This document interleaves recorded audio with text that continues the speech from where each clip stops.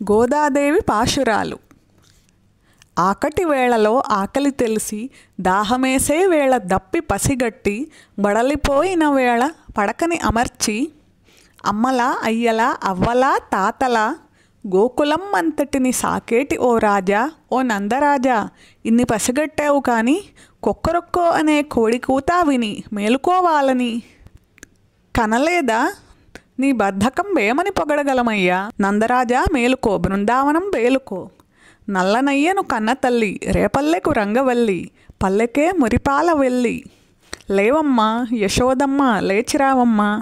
3 అడుగుల మేర అడిగి మంటి నుండి మింటి వరకు 3 లోకాల్ కొలిచి గెలిచిన అవక్ర పరాక్రమ త్రివిక్రమ మేలుకో.